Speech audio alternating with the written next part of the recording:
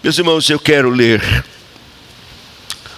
um texto básico usado por John Owen, o príncipe dos puritanos, para tratar do assunto da mortificação em Cristo. Colossenses capítulo 3, vou ler até o verso de número 11. Depois teremos outros textos que vamos examinar. Colossenses 3. Portanto, se fostes ressuscitados juntamente com Cristo, buscai as coisas lá do alto, onde Cristo vive, assentado à direita de Deus. Pensai nas coisas lá do alto, não nas que estão aqui da terra, que são da terra, porque morrestes e a vossa vida está oculta juntamente com Cristo em Deus. Quando Cristo, que é a nossa vida, se manifestar, então vós também sereis manifestados com Ele em glória. Fazei, pois, morrer a vossa natureza terrena, prostituição, impureza, paixão lasciva, desejo maligno e avareza, que é a idolatria. Por estas coisas é que vem a ira de Deus sobre os filhos da desobediência. Ora, nessas mesmas coisas andastes vós também no outro tempo, quando vivias nelas. Agora, porém, despojai-vos igualmente de tudo isto: ira, indignação, maldade, maledicência, linguagem obscena do vosso falar. Não mintais uns aos outros, uma vez que vos despistes do velho homem com os seus feitos, e vos revestistes do novo homem, que se refaz para pleno conhecimento, segundo a imagem daquele que o criou, no qual não pode haver grego nem judeu, circuncisão nem incircuncisão, bárbaro, cita, escravo, livre, porém Cristo é tudo em todos. Vamos orar. Senhor, seja gracioso conosco. Somos indignos, pecadores. Não merecemos que Tu fales ao nosso coração, nem que nos abençoes. Temos pecado contra o Senhor, por pensamentos, palavras, ações. Temos feito o que é mal perante os Teus olhos. A nós compete o corar de vergonha, como hoje se vê. Ó Senhor, quem somos nós? É certo quando Tua palavra diz: quem vos requereu o só pisardes os meus átrios? Senhor, tem compaixão de nós. Lava-nos com o sangue precioso do Senhor Jesus. Perdoa todos os nossos pecados. E por Tua graça e grande misericórdia, vem nos abençoar. Fala o nosso coração. Senhor, tira de nós orgulho, soberba, vaidade, o que for que possa impedir, atrapalhar. Queremos estar escondidos em Cristo, revestidos dEle. Senhor, tem compaixão, que o Teu Espírito Santo possa nos guiar em tudo que vamos falar. Dá-nos a graça de sermos fiéis à Tua palavra, para a Tua glória, para a exaltação de Cristo, glorificação da Tua palavra. Ó Senhor, opera aquela manifestação de Espírito, poder, enquanto a palavra é pregada, fazendo aquilo que ninguém pode fazer, só o Senhor, aplicando a palavra no nosso coração. Converte-nos e seremos convertidos. Tem compaixão, Senhor, de nós. se o Senhor não tiver misericórdia, se o Senhor não agir com graça, se estivermos sozinhos aqui, então, Senhor, a palavra de nada nos adiantará. Mas confiamos na Tua graça, misericórdia, assistência do Teu Espírito e o poder dEle em nós e agindo em cada coração. Faz isto, Senhor, para a Tua honra, para a Tua glória, para o bem da Tua igreja, edificação da igreja, em nome de Jesus. Amém.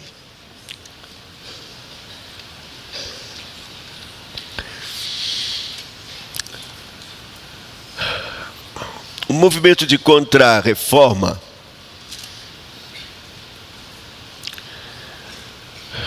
estava muito preocupado por causa do avanço da reforma protestante do século XVI.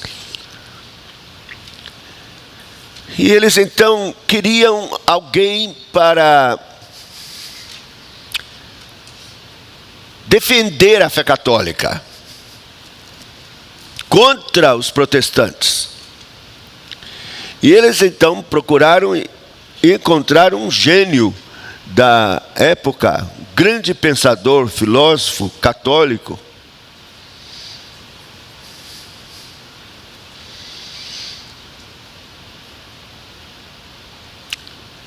para formular uma sistematização da fé católica.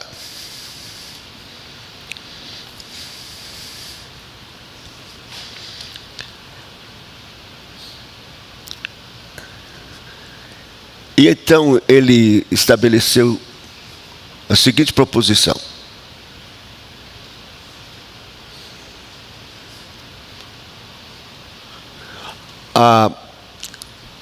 o pagão, na hora em que recebe o batismo, então ele recebe ex opere operatum, que é como chamavam naquele momento, uma infusão da graça, a graça infusa, que eles chamavam.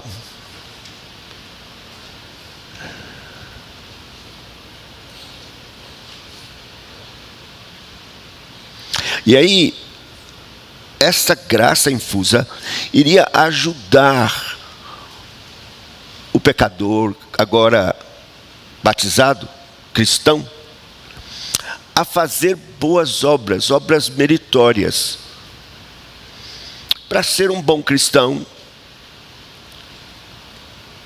ajudá-lo a vencer as tentações e no final fazer a vontade de Deus.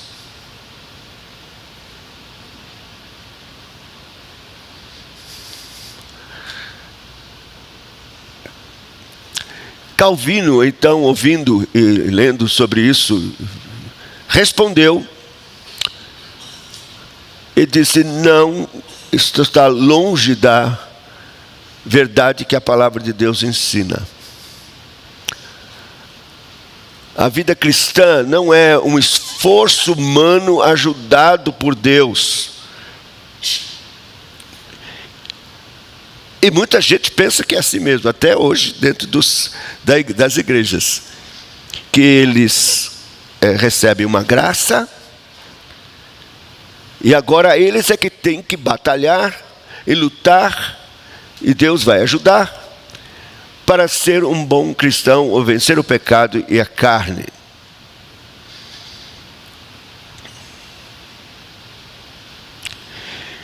O gênio que trouxe essa doutrina é chamado Erasmo de Roterdã. Calvino disse: não é assim. O que a Bíblia ensina não é isso. O que a Bíblia ensina é nossa união com Cristo, na sua morte e ressurreição, E unidos então com Cristo somos feitos novas criaturas. E o que nos faz vencer o pecado é exatamente a nossa união com Cristo na sua morte, sepultamento e ressurreição. Sem essa união com Cristo, ninguém pode viver a vida cristã vitoriosa. Aí está a raiz do que nós chamamos, ou os cristãos chamavam, de mortificação. Porque a vida cristã começa com a morte.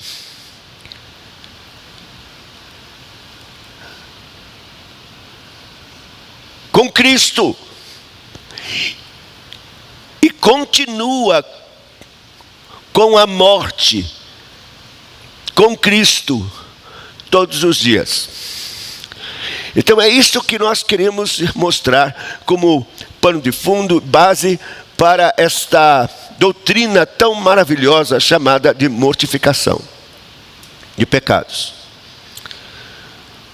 Vamos então começar com o texto que se encontra em Lucas, capítulo 9, versículo de número 23.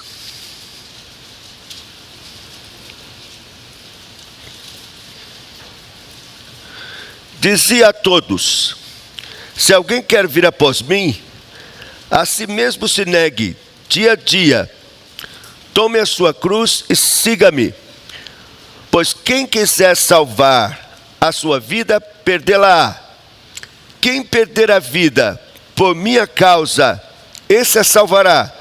Que aproveita o homem ganhar o mundo inteiro, se vier a perder-se ou causar dano a si mesmo? Até o verso 25. Veja a proposta de Cristo. Ele dizia a todos: se alguém quer vir após mim, negue-se a si mesmo, dia a dia tome a sua cruz e siga-me. Perceba, esta proposta é radical.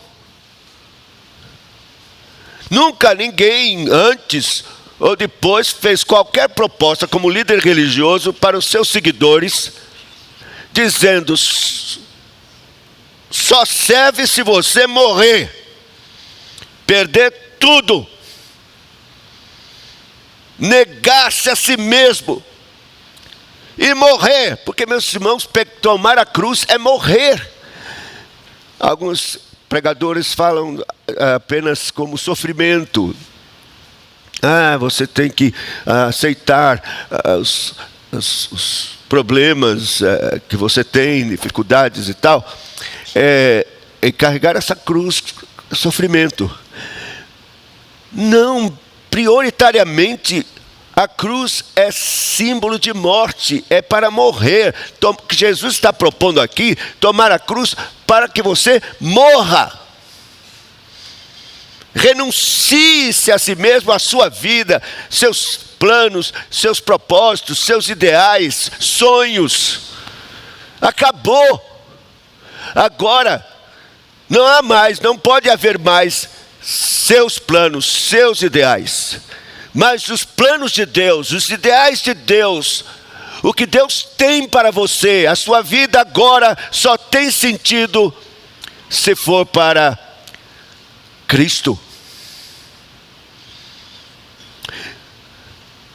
Então, quando o pecador vem a Cristo, ele vem sabendo que a condição é esta: é aceitar sua morte para o mundo, para si mesmo, para o pecado, para tudo, para todos, e crer que, assim como foi unido na sua morte, vai ressuscitar com ele para viver agora em novidade de vida e para Cristo.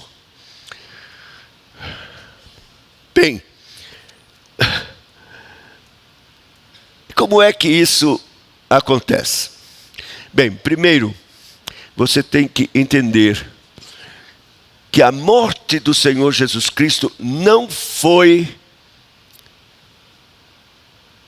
isolada ou dele somente. Não, a morte de Cristo foi uma morte de todos os eleitos do Pai. Então, nós ontem falamos sobre isso. Então, preste atenção. Quando você ouvir que Cristo morreu por todos, pelo mundo, não fique pensando que a morte de Cristo foi representativa. Algo feito para todos, e quem quiser vai aproveitar dessa morte. Não! A Bíblia não ensina isso. A Bíblia ensina que a morte de Cristo foi substitutiva, diferente de representativa. Substitutiva significa que ele substituiu pecadores na cruz. Ele não morreu só, ele morreu ali com todos que haveriam de crer nele. Ele os substituiu. O povo de Cristo, o povo de Deus, é um povo que morreu.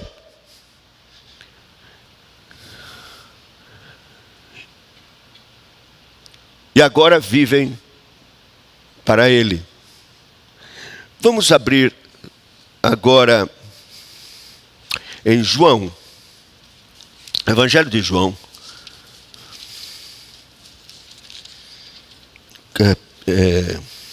João capítulo 12, João capítulo 12, a partir do verso de número 20. Ora, entre os que subiam para adorar durante a festa havia alguns gregos. Esses, pois, se dirigiram a Filipe, que era de Betsaida, da Galileia, e lhe rogaram: Senhor, queremos ver Jesus. Filipe foi dizê-lo a André. André e Filipe o comunicaram a Jesus. Respondeu-lhes Jesus: é chegada a hora de ser glorificado o Filho do Homem. Em verdade vos digo, se o grão de trigo caindo na terra não morrer, fica-lhe só. Mas se morrer, produz muito fruto. Quem ama a sua vida, perdê-la-á. Mas aquele que odeia a sua vida neste mundo, preservá-la-á para a vida eterna. Até aqui. Vamos pensar na cena. Jesus está a um passo da cruz. Ele está subindo, chegando em Jerusalém, onde vai morrer. Está bem próximo. E ele está pregando para uma multidão ali, já em Jerusalém. E aí chega um grupo de gregos que quer ver o Senhor e ter uma entrevista com ele. Então chamaram Filipe. Senhora, nós gostaríamos de ver o mestre, conversar com ele. E então Filipe foi a André e disse: tem um grupo aí, o que a gente faz? Disse: vamos ao Senhor, vamos falar. Aí, certamente no momento interromperam o Senhor e disse: Senhor, desculpe, é que tem um grupo de gregos que quer ver o Senhor. A resposta do Senhor Jesus é enigmática. Ele diz para Filipe e André: olha, chegou a hora de ser glorificado o Filho do Homem. Se o grão de trigo caindo em terra não morrer, fica ele só. Mas se morrer, produz muito fruto. Eu tenho a impressão que André olhou para Filipe, Filipe para André. Que é isso? Agora imagina eles voltando lá e dizendo aos seus gregos: olha, a resposta do Senhor é dizer: chegou a hora de ser glorificado o Filho do Homem. Se o grão de trigo caindo em terra não morrer, fica só, mas se morrer, muito fruto. O que né? Por que Jesus diz isso?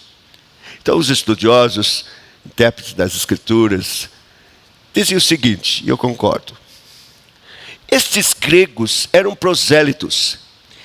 Eles vieram para Jerusalém para adorar na festa, porque Jesus morreu antes da festa. Então, Jerusalém estava cheia de gente e de prosélitos que vieram de toda parte. E os gregos vieram. Quando eles chegaram lá, eles ouviram a conversa que estava na boca do povo. Tem um rabino maravilhoso, extraordinário, que fala com autoridade, não como os escribas e fariseus, e ainda opera sinais maravilhosos, até morto ressuscitou. Mas as autoridades estão querendo matá-lo.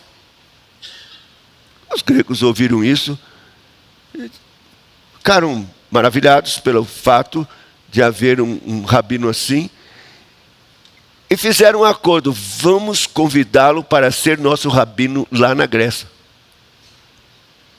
Nós vamos sustentá-lo e vamos livrá-lo da morte. Vamos fazer uma proposta para ele. E quando eles chegaram, Jesus, que sabia de todas as coisas, diz: não, chegou a hora do Filho do Homem ser glorificado. Se o grão de trigo caindo em terra não morrer, fica ele só, mas se morrer, produz muito fruto. Jesus já deu a resposta: não vou para Grécia nenhuma, e nem vou fugir da cruz. É preciso que o grão de trigo caia na terra e morra, para produzir muitos frutos. Isso é tão significativo. Essa resposta de Jesus quer dizer que ele olhava para a cruz como algo que iria produzir, frutificar, dar frutos, porque com ele, todos por quem ele iria morrer, seriam colocados na terra, para ressuscitar com ele, para uma vida gloriosa, frutífera, vitoriosa, abençoada.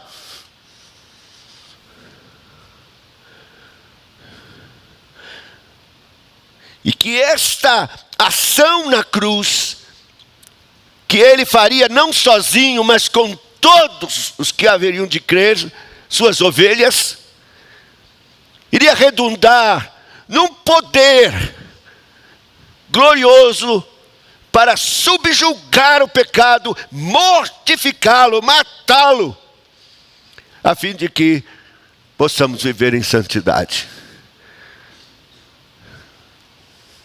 Não por esforço humano, não por uma ajudazinha de Deus, mas por uma obra gloriosa, bendita, poderosa, na cruz do Calvário.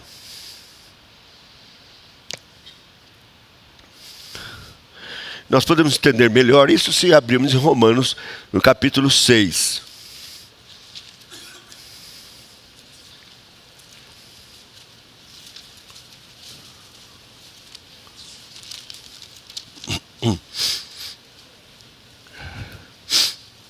Eu vou ler até o verso 14, preste atenção. Que diremos, pois? Permaneceremos no pecado para que seja a graça mais abundante?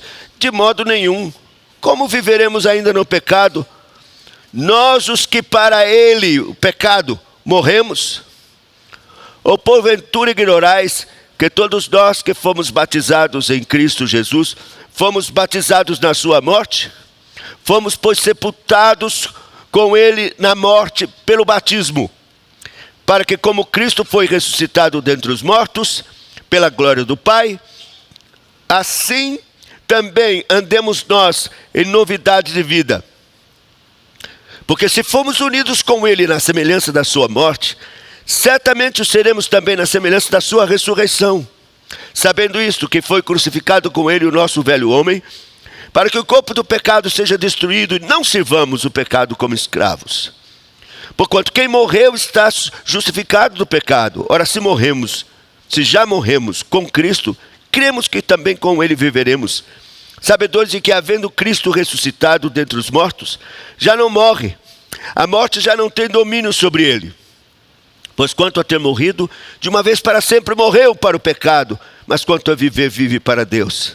Assim também vós, considerai-vos mortos para o pecado, mas vivos para Deus em Cristo Jesus. Não reine, portanto, o pecado em vosso corpo mortal, de maneira que obedeçais às suas paixões. Nem ofereçais cada um os membros do seu corpo ao pecado, como instrumentos de iniquidade, mas oferecei-vos a Deus, como ressurretos entre os mortos, e os vossos membros a Deus, como instrumentos de justiça, porque o pecado não terá domínio sobre vós, pois não estáis debaixo da lei, sim da graça. Que texto maravilhoso! E que elucida e mostra claramente este mecanismo do novo nascimento, este fundamento glorioso do que significa viver em Cristo. Quando o Senhor Jesus morreu, foi crucificado, diz a palavra do Senhor que José de Arimateia veio e conseguiu autorização para tomar o corpo do Senhor Jesus e sepultá-lo. O que você imagina? Você pensa que ele foi, desceram o corpo de Jesus, ele enrolou no lençol tal, e colocou num lugar para então ir até a propriedade de José de Arimateia para enterrar o corpo do Senhor.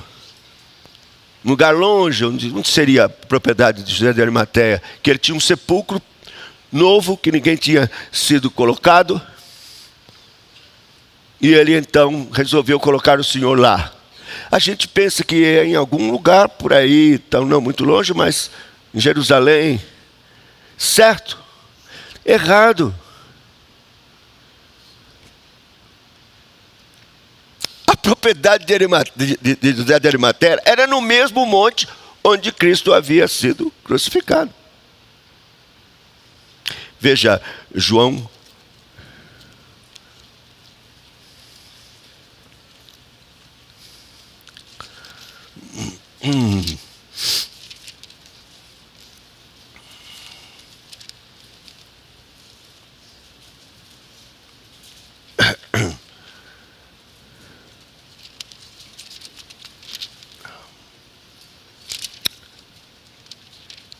João capítulo 19,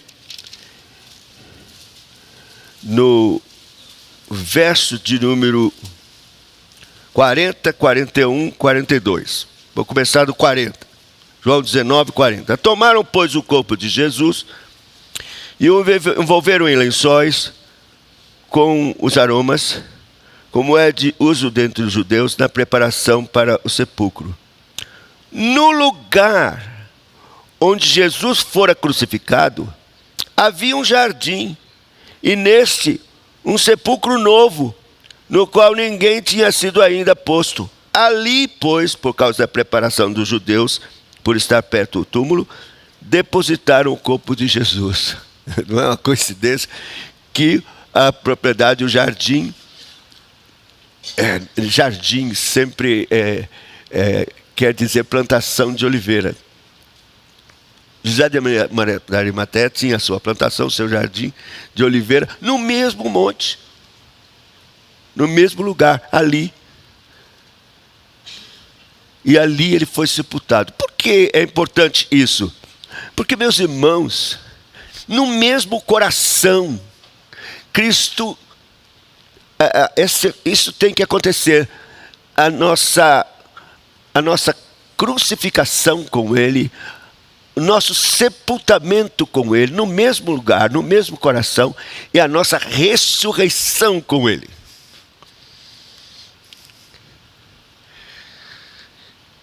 Então, essa experiência é uma experiência espiritual, quando você, pela fé, compreende que morreu com Cristo, foi sepultado com Cristo, ressuscitou com Cristo. E quando você crê isto se torna realidade na sua própria vida. Veja o verso de número 11 do capítulo 6 de Romanos. Assim também vós considerai-vos mortos para o pecado, mas vivos para Deus em Cristo. Considerai-vos. É um ato de fé. Você agora está sabendo que a morte de Cristo não foi ele sozinho, que você estava lá, morreu com Cristo, foi sepultado com ele naquele túmulo e ressuscitou com ele. Isto é poderoso.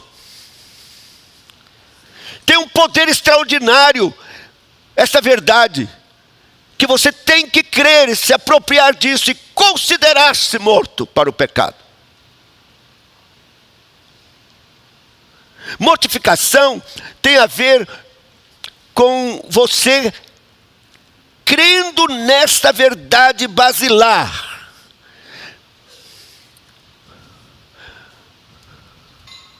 Tanto para a sua agora vida cristã em Cristo, morto para o mundo, morto para o pecado e vivo para Deus, como também a sua luta contra o pecado diária, em que você tem que, com esta concepção poderosa de que morreu para o pecado, trazer o pecado ali diante da cruz, dizendo: eu morri para esse pecado, com Cristo eu morri. Eu reivindico todo o poder deste fato que a palavra de Deus me garante, para que esse pecado seja destruído, morto na minha vida.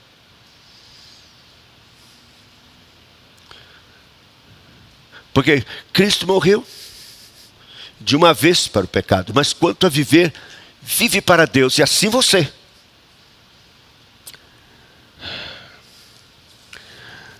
Vamos abrir na segunda carta aos Coríntios.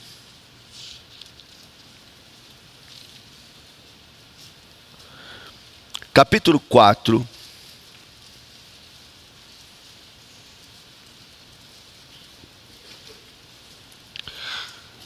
Do verso 7 em diante, Paulo fala de um poder que vem de Deus e que se manifesta em você por causa da sua morte com Cristo. Quer ver? Temos, porém, esse tesouro em vaso de barro, para que a excelência do poder seja de Deus e não de nós. Em tudo somos atribulados, porém não angustiados. Perplexos, porém não desanimados. Perseguidos, porém não desamparados. Abatidos, porém não destruídos. Levando sempre no corpo o morrer de Jesus, para que também a sua vida se manifeste em nosso corpo. Vou ler de novo esse verso 10. Levando sempre no corpo o morrer de Jesus, para que também sua vida se manifeste em nosso corpo. Veja como é bem diferente de Erasmo de Roterdã. Recebeu uma graça que vai ajudar. Não, a sua união com Cristo pressupõe a manifestação da vida de Cristo no seu corpo.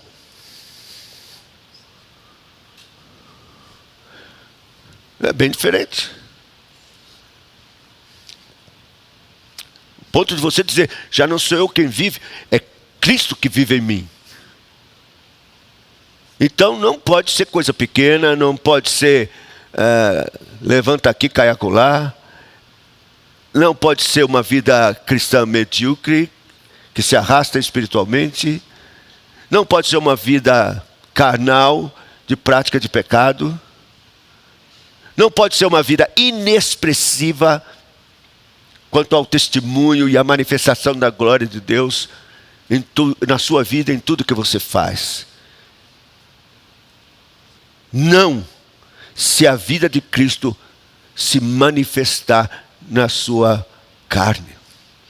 Vi um pregador, há muitos anos atrás, dizer o seguinte, presta atenção, quando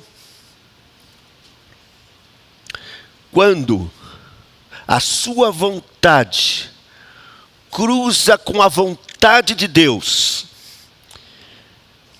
e você então, pela fé na sua união com Cristo, a sua morte e ressurreição, você renuncia à sua vontade, pela vontade de Cristo, você morreu, e a vida de Cristo se manifestou na sua carne. Vou repetir, quando a sua vontade, tentação, a vontade da carne, cruza com a vontade de Deus, você sabe, não é a vontade de Deus, essa tentação, esse pecado, e então você renuncia à sua vontade, a vida de Cristo se manifestou na sua carne. E é por isso então que Jesus disse, cada dia tome a sua cruz. Porque tanto você tem certeza de que morreu com Cristo e ressuscitou com Ele, como você tem que praticar esse exercício de morrer para a sua vontade e para o mundo todos os dias. E fazendo isso, a vida de Cristo vai se manifestar na sua carne. Não é pelo seu esforço. Não é com uma ajudazinha de Deus. Não, é tendo Cristo manifestado na sua carne. Oh, meus irmãos, a vida que os crentes têm levado não é a manifestação de Cristo em sua carne.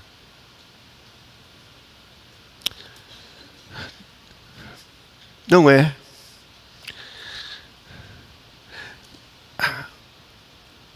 O nome santo do Senhor tem sido blasfemado entre gentios por nossa causa.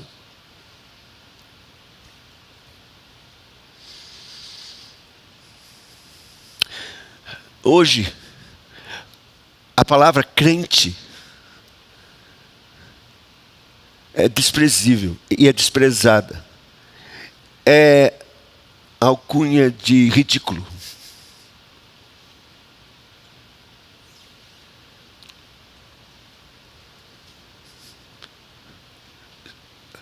Tem empresa que faz a entrevista e se ouve que é crente, não está interessado, não.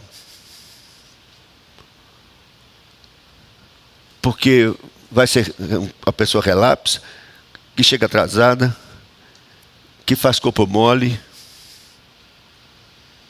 que não quer trabalho, quer emprego.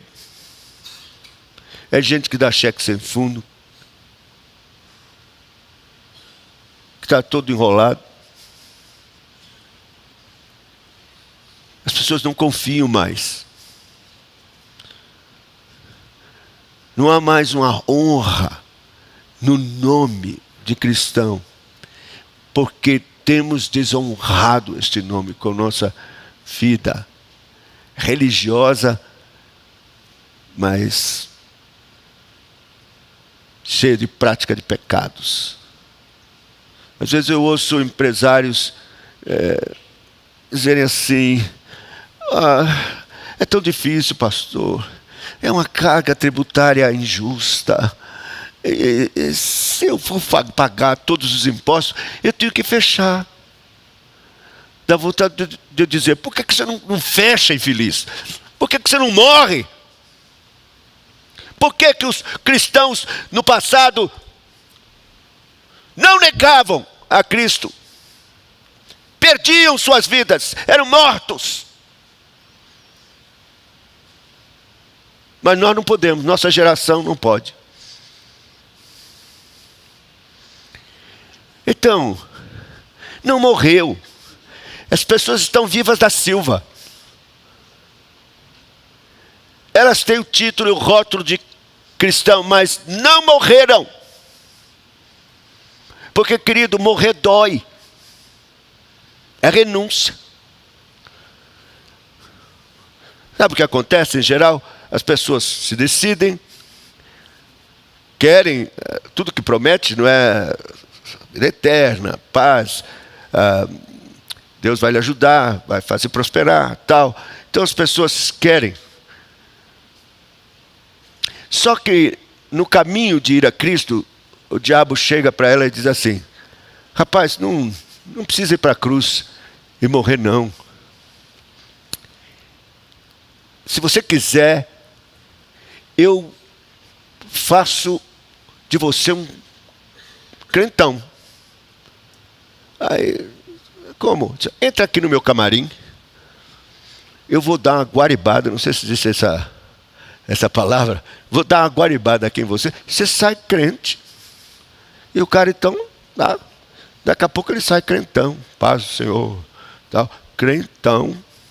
Ele aprendeu todos os trejeitos, o jargão, como se fala, como se comporta, assim, estereotipadamente.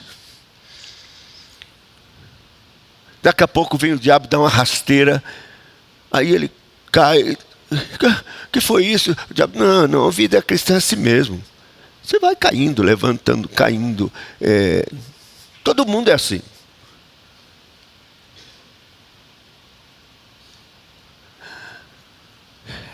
E as pessoas são convencidas.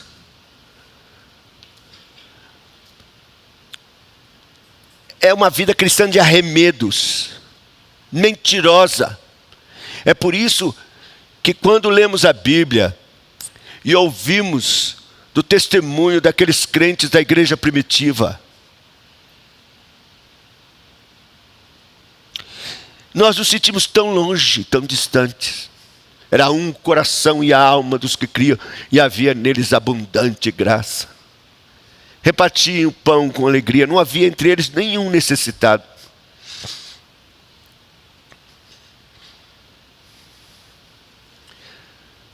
Eram fervorosos de espírito, servindo ao Senhor,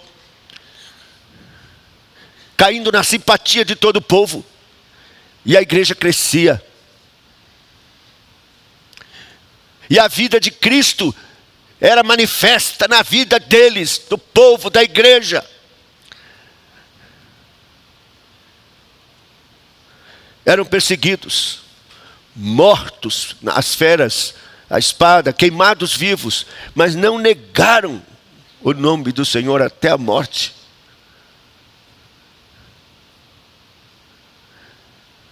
E Deus era com eles, se manifestando com poder.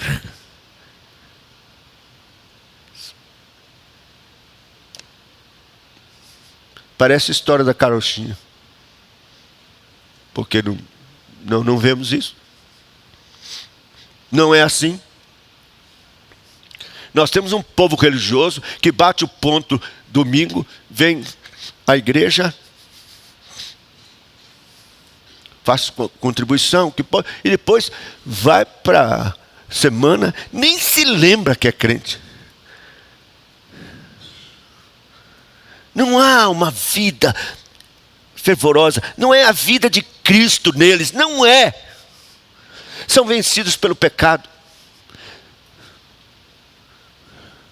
Como alguém que tem preso na coleira e que faz você pecar e você não tem forças, tem que pecar. Não, eu não quero, eu sou crente e tal. Peca. Mas eu não quero. Peca. Tá bom. Peca. Satanás está dominando muitos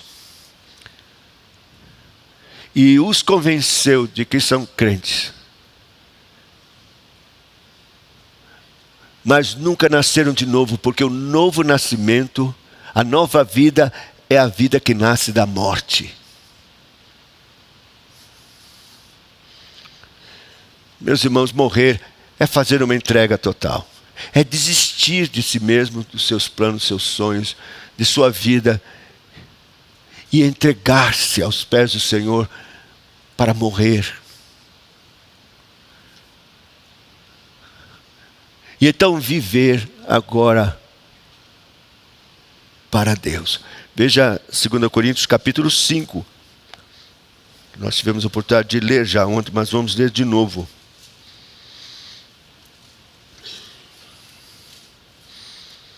Verso 13, capítulo 5 de 2 Coríntios, verso 13, 14 e 15. Porque se enlouquecemos, é para Deus. Se conservamos o juízo, é para vós outros. Pois o amor de Cristo nos constrange, julgando nós isto: um morreu por todos, logo todos morreram. E ele morreu por todos, para que os que vivem não vivam mais para si mesmos, mas para aquele que por eles morreu e ressuscitou. Isso é vida cristã.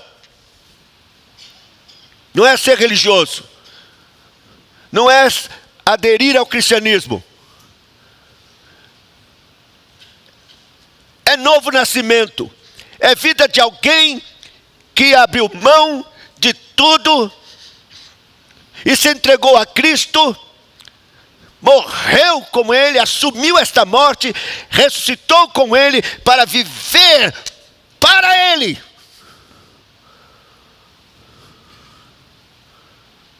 E o dia que essa verdade, pela graça e poder do Espírito Santo,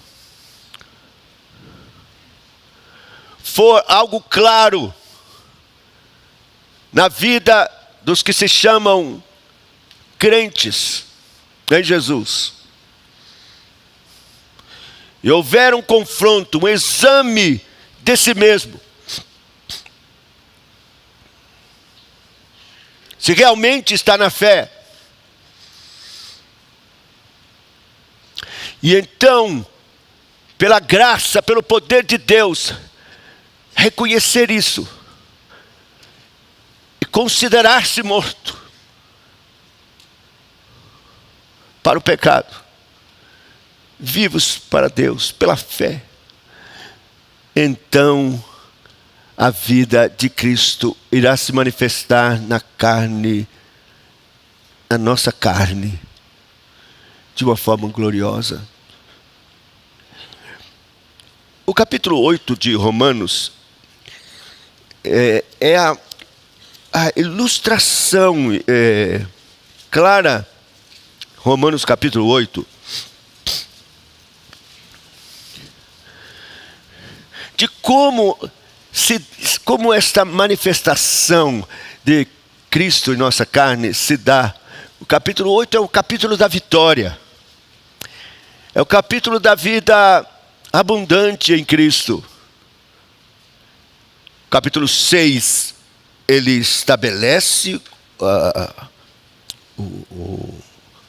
o mecanismo, como é do novo nascimento, morte, considerar-se morto e vivo para Cristo, pela fé, considerar-se, crer nisso e fazer de fato isso.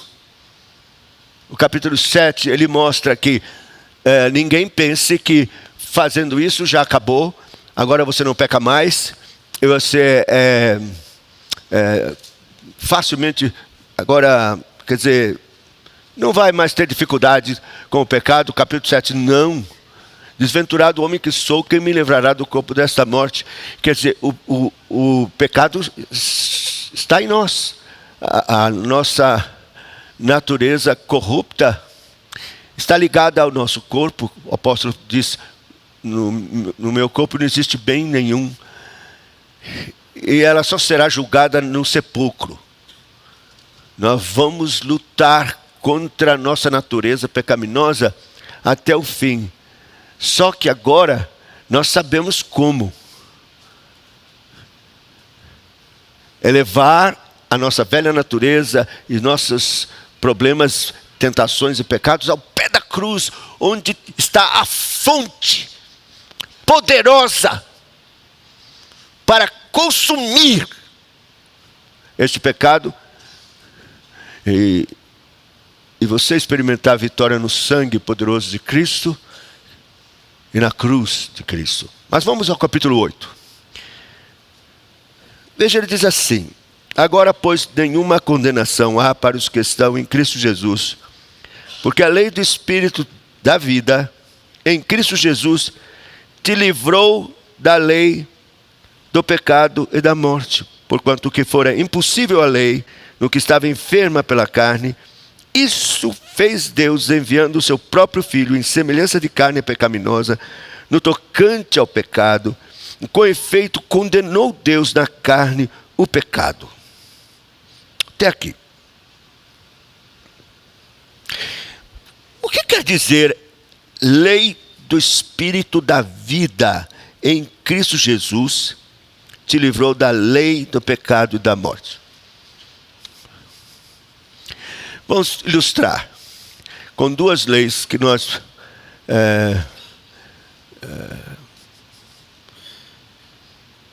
a lei que nós conhecemos, que é a lei de gravidade. Por exemplo, a lei da gravidade, qualquer coisa que você bota aqui, solta, ele cai.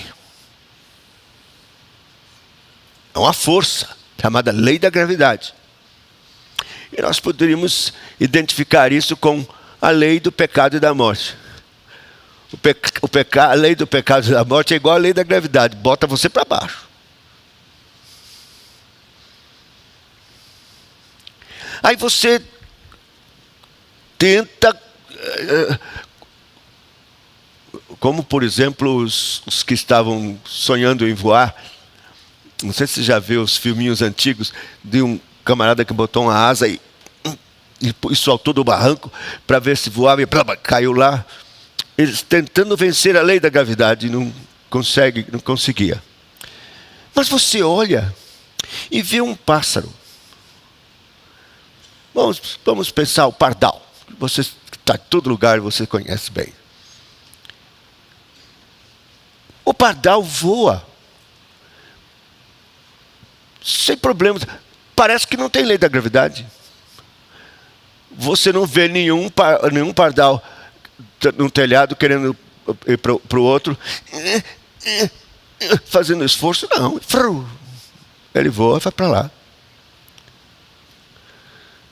Não existe lei da gravidade do pardal? Existe, dá uma pedrada para ver se ele não cai. Existe. Mas o que é que faz com que ele vença essa lei da gravidade? A lei que o Senhor colocou nele, na sua natureza. É algo que Deus colocou nos pássaros. Porque ainda que você imite as asas, as penas, o mesmo peso, o que for, não vai voar. Existe uma lei que Deus colocou na natureza dele.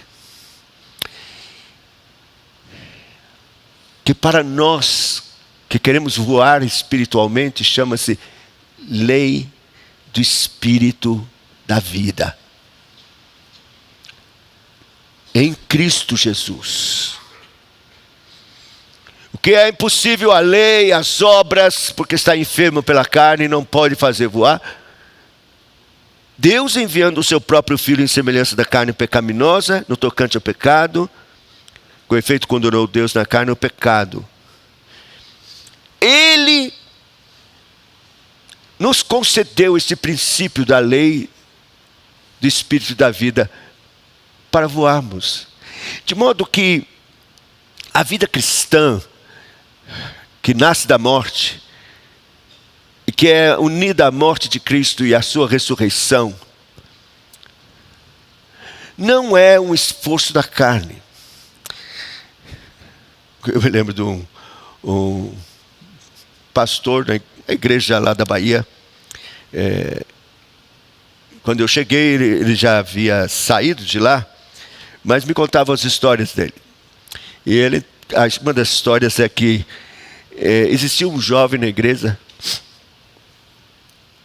o nome era Camilo. O jovem queria dar a profissão de fé, Mas o pastor sabia que ele não estava preparado, que faltava novo nascimento. Ele viu que nisso, e quando ele chegou para ser examinado, então o pastor fez uma pergunta assim: Camilo, o que você faz quando vê uma moça bonita andando na sua frente? Aí ele pensou, disse assim: pastor, eu boto a mão assim e digo: quieta, Camilo. Aí o pastor: meu filho, não é assim não. Está faltando ainda novo nascimento. Tem muita gente achando que pode viver uma vida cristã vitoriosa, que agrada a Deus, com seu esforço. Não vou ver, não vou. Não é assim. Está faltando a lei do Espírito da vida. Porque quando a lei do Espírito da vida estiver no seu corpo, então você vai tranquilamente enfrentar as tentações, e seus olhos serão bons, e não em trevas. Bons. Você sabe aquelas tentações em que você tinha tanta dificuldade e você vai achar ridícula.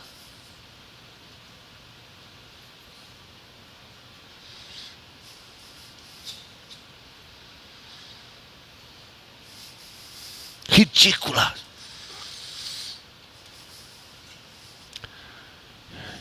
Meus irmãos, isso só é possível quando você experimentar de fato o que é morrer com Cristo.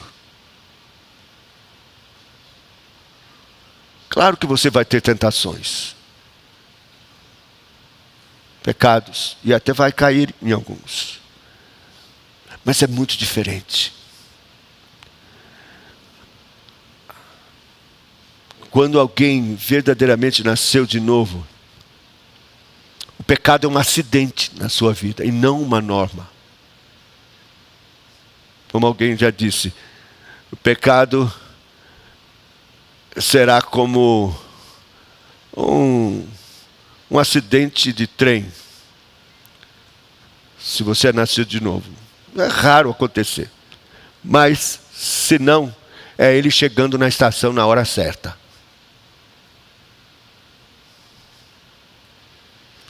Então, meus irmãos, é preciso entender a mortificação.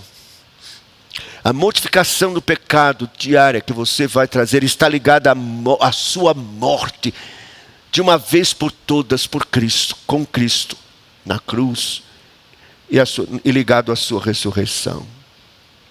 É isto que tem que acontecer.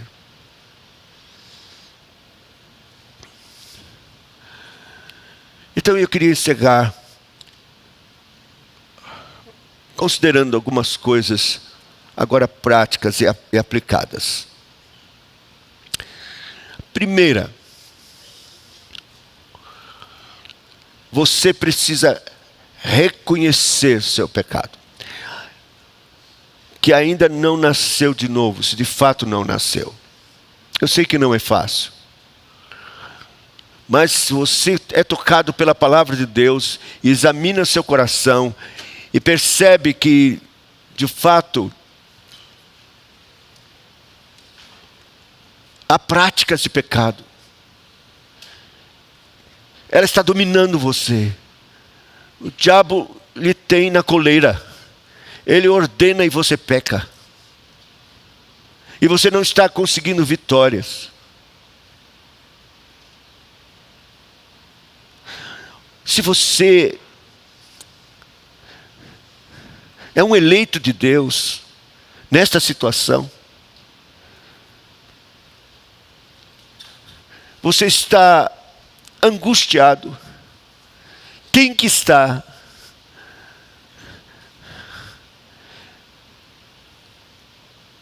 Porque é o Espírito Santo que nos convence do pecado, da justiça e do juízo. É Ele quem abre os nossos olhos. É Ele quem age na nossa consciência e nos perturba, Não há paz. Você não está satisfeito com isso. Você está angustiado. Você sabe que a vida de Cristo não está se manifestando na sua carne. Você sabe que você se arrasta espiritualmente e, na verdade, sua vida é um escândalo para o Evangelho e para Cristo. Nada acontece de extraordinário.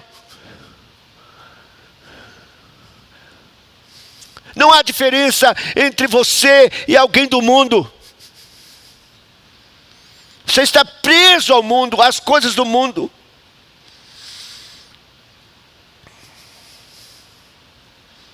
Você vem à igreja, você tem satisfação, sente algo diferente.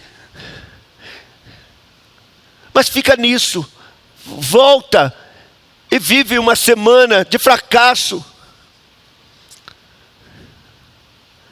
Sua comunhão com Deus é tão pequena, tão pobre. Os puritanos falavam da oração secreta. E sabe o que John Bunyan disse? Ele disse que a oração secreta, John Bunyan disse, é como o cajado de Deus que separa os bodes das ovelhas. Quem é ovelha tem oração secreta. Bode não tem oração secreta. Sabe o que é? São pessoas que não têm um tempo de oração, que não se fecha, não tranca a porta para orar sozinho e com um tempo de oração. Eu fiquei chocado quando ouvi isso há muito tempo atrás, que quem não tem oração secreta é bode. Porque eu achava que esse negócio de oração secreta e de a pessoa se trancar e orar ali, era para os grandes homens de Deus, as pessoas que se destacavam, que tinham um grande ministério, os heróis da fé. Mas que era justificável o crente não ter oração secreta. Faz a sua oração na hora de dormir, faz a sua oraçãozinha na hora que está lendo a Bíblia, na refeição. Isso é o crente normal. Não! O crente normal tem que ter oração secreta.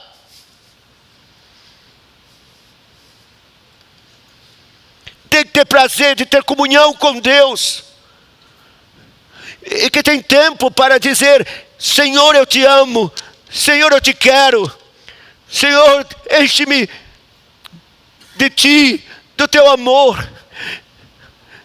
Senhor Jesus, amado da minha alma, eu quero mais de ti.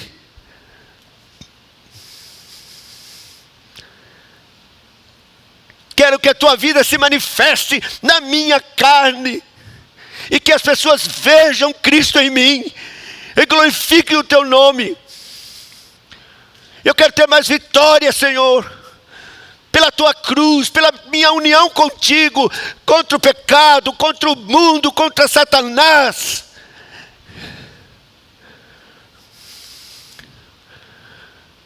Mas não temos.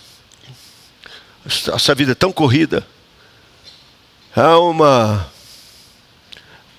uma roda viva. Eu não tenho tempo, pastor, não tenho. Depende da sua prioridade, é verdade. A gente fica 2 horas ou mais em frente da televisão. Para isso nós temos tempo. Mas não temos tempo para ter oração secreta. Então, eu estou apontando essas coisas para que você examine a si mesmo, para ver se realmente Cristo está em você, ou se você já está reprovado. E se você descobrir que é assim, então, não fique apavorado. Simplesmente diga, é verdade, eu não nasci de novo. E não há nada extraordinário nisso. Muita gente, Deus ainda está trabalhando. E há de completar a sua obra. Quem sabe até me usando agora para lhe alertar sobre isso. E então você levar isso a sério. E chegar, fechar a porta e dizer, Senhor, eu não posso mais continuar assim. O tempo está passando. Eu não posso viver dessa forma. Tem misericórdia de mim. Se eu não tenho novo nascimento, então opera agora. Eu quero fazer uma entrega da minha vida ao Senhor. De tudo que eu tenho, que sou, quero colocar aqui. Eu quero, pela fé, considerar-me morto. Considerar-me morto. Morto. Eu quero levantar, Senhor, com esta convicção de que morri. E daqui para frente eu não quero dar mais um passo. Sem que o Senhor esteja me ordenando fazer isso. Sem que eu esteja absolutamente certo que é a tua vontade para a minha vida isto. Porque eu não quero mais fazer nada por mim mesmo. Tomar decisões e pedir que o Senhor abençoe. Não! Eu só quero tomar a decisão se o Senhor assim me orientar.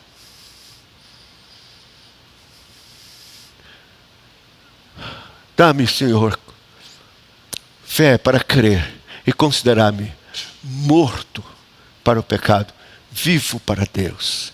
Eu quero que a tua vida, Senhor Jesus Cristo, se manifeste na minha carne mortal.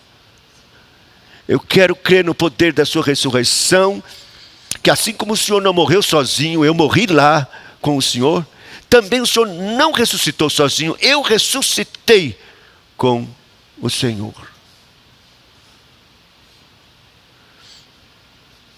E veja o verso de número 11, do capítulo 8. Se habita em vós o Espírito daquele que ressuscitou a Jesus dentre os mortos, esse mesmo que ressuscitou a Cristo Jesus dentre os mortos, vivificará também o vosso corpo mortal, por meio do seu Espírito que em vós habita. Percebe aqui que ele está falando de um poder extraordinário? Ele está dizendo, para ressuscitar e trazer Cristo dentre os mortos, não foi fácil não. Foi necessário um poder. Um poder. Porque a ressurreição do Senhor Jesus implicava a destruição de um império. Milhares sendo ressuscitados para a vida, para a glória, para a vitória em Cristo Jesus. Para batalhar contra as forças do inferno. Então, havia muita implicação espiritual na ressurreição de Cristo. Por isso diz, se habita em vós o Espírito daquele que ressuscitou a Jesus dentre os mortos, esse mesmo que ressuscitou a Cristo Jesus entre os mortos, vivificará. Há um poder que o Espírito Santo exerceu ali, que Deus exerceu pelo Espírito para ressuscitar a Cristo. Eu acho tão maravilhoso porque mandaram guardar o sepulcro. Então um destacamento representando o Império Romano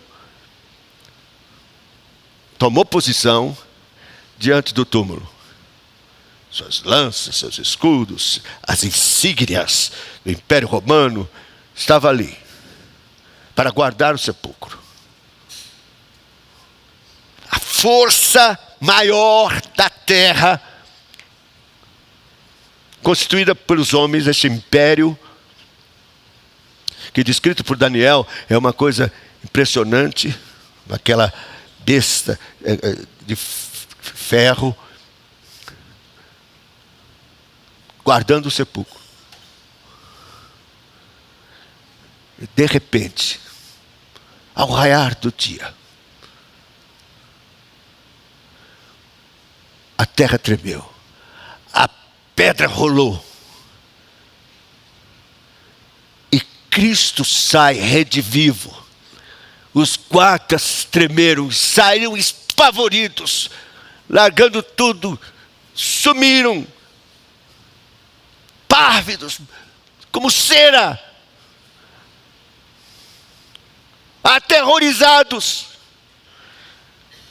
E o poder de Deus se manifestou ali, envergonhando o poder dos homens e o poder das trevas. Se este mesmo Espírito, com este poder, ressuscitou a Cristo dentre os mortos, com este mesmo poder vivificará seu corpo mortal. É o poder da ressurreição agindo e operando na sua vida. Poder da cruz e poder da ressurreição. Porque houve um poder na cruz. Não se esqueça. A cena parecia de derrota, de vergonha, de fracasso. O Rei da Glória, Senhor da Glória, morrendo exangue, fraco. Mas nós sabemos, e o representante do Império Romano também viu, tudo o que aconteceu, as trevas, o terremoto, mortos que saíram dos seus sepulcros, houve um reclamo da natureza, uma reação tão poderosa, trovões e raios, que o centurião disse: verdadeiramente, este era o Filho de Deus. Mas a Bíblia diz que assim, morrendo exangue, inclinando a cabeça, ele venceu por nós o pecado e Satanás. Está escrito lá em Colossenses que ele triunfou sobre principados e potestades, vencendo-os na cruz, e os expôs à vergonha e ao desprezo. Então, querido, você tem o poder da morte e o poder da ressurreição, da parte de Deus, para lhe levantar como filho, filha de Deus. Não mais para ser escravizado pelo pecado, não mais para viver uma vidinha medíocre e de vergonha, mas para que a vida de Cristo mesma se manifeste na sua carne mortal. Meus irmãos, ou isto é verdade, ou estamos perdidos. Mas eu sei que é verdade. Ele não morreu em vão. Eu gosto daquele versículo de Isaías 53, verso 11. Ele verá o resultado do trabalho penoso da sua alma e ficará satisfeito.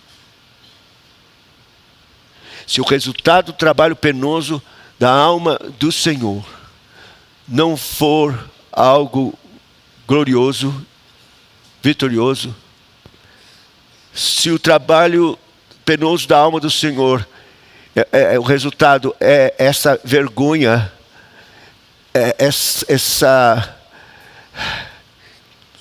tibieza, essa vida medíocre, você acha que ele ficaria satisfeito? Não ficaria, não. Mas ele está satisfeito porque o resultado virá e vai atingir todos por quem ele morreu. Nenhuma gota do seu sangue foi derramado em vão, nem sua morte foi em vão, e nem sua ressurreição foi em vão. Mas poderosos, tanto a cruz como a ressurreição, para lhe dar uma vida vitoriosa, a vida de Cristo, manifestada na sua carne. E eu quero encerrar dizendo, 33 anos o Senhor viveu nesse mundo. 3 de ministério, de manifestação da sua glória e seu poder, numa vida tão maravilhosa e extraordinária, humana e também divina. Tão extraordinária que os discípulos disseram, vimos a sua glória como a glória do unigênito do Pai. Uma vida extraordinária, poderosa, gloriosa, vitoriosa, sobre Satanás, sobre tudo, sobre todos. Vida de poder, humana e de poder. Porque o poder de Deus estava sobre ele. Meus irmãos, esse é o nosso alvo. Cristo é o nosso paradigma. Se a vida dele se manifestar em nós, e pudermos dizer, não sou eu quem vivo, mas Cristo vive em mim, então a sua vida causará o impacto que causou quando ele esteve aqui na terra. Deus será glorificado. Cristo será glorificado.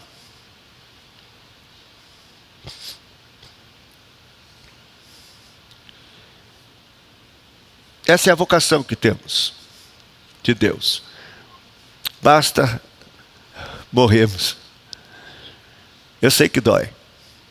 Perder coisas, sonhos que você acalenta. Tal. Perder. Para viver. Que Deus nos abençoe. E o Senhor possa ter-lhe abençoado. E que sabe Deus vai de fato levar você a buscar secreto, com porta fechada ao Senhor. E rogar pela sua vida.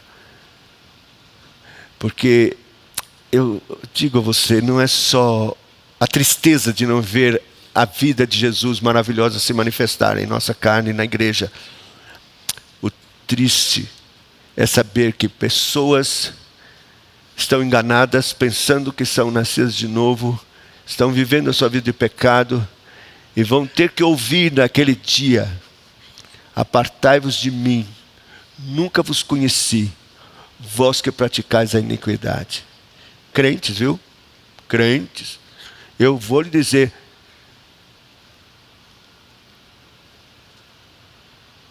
existe uma imensidão de crentes na antessala do inferno,